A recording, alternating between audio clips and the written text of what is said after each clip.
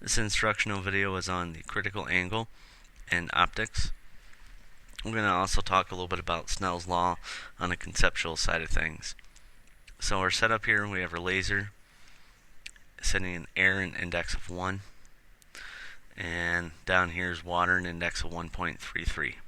So we have a low index up above and a high index down below.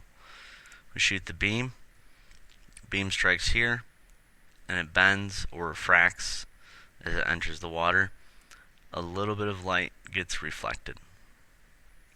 This reflected ray follows the law of reflection, so this angle here is equal to this angle here. As you can see when I pull out the protractor, we see we come in at about, we'll move it to 30 degrees in. Beam comes 30 degrees in, comes 30 degrees out. As for the reflected ray, notice that the initial trajectory of the ray was somewhere along here. And we see that this ray has bent towards the normal, where our normal is right here. So in this particular scenario, as we go from a low index up to a high index, what will happen is the ray of light will bend towards the normal. If we do the opposite effect, this isn't very realistic, but having water above air, but just for the sake of argument, we see that the beam of light strikes the boundary. The initial trajectory of the ray is right here, and we see that the beam of light is bending away from the normal, which is over here. In this case, we are going from a high index to a low index.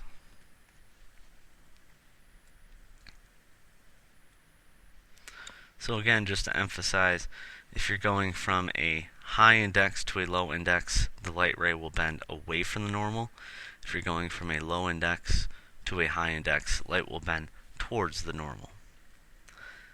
Now, let's go back to our original setting, air and water. As I make this angle sharper and sharper, we see that the ray of light bends farther and farther away from the normal. But it still always breaks the surface and goes into the water. But if we do it the other way, water to air, as the angle gets sharper and sharper, we see that the refracted ray in the air bends more and more away from the normal. It's going to bend to the point where it doesn't even break the surface. And you can see it breaks the surface here. If I move this just a little bit farther, it no longer breaks the surface. At this point, right here, we've reached what we call the critical angle. Critical angle is special because this is the angle in which light first does not break through the surface, and instead just totally reflects. In order to have a critical angle, you're required to go from a high index to a low index. It wouldn't be possible to do this the other way around, as I showed before. Air to water, no matter how steep I make this angle, it just won't happen. At this point here, you see that it didn't break through. It's because it never even struck the surface.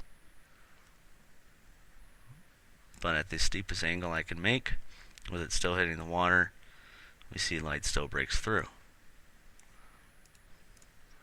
Going from the high to low index, all these angles beyond the critical angle, light does not break the surface.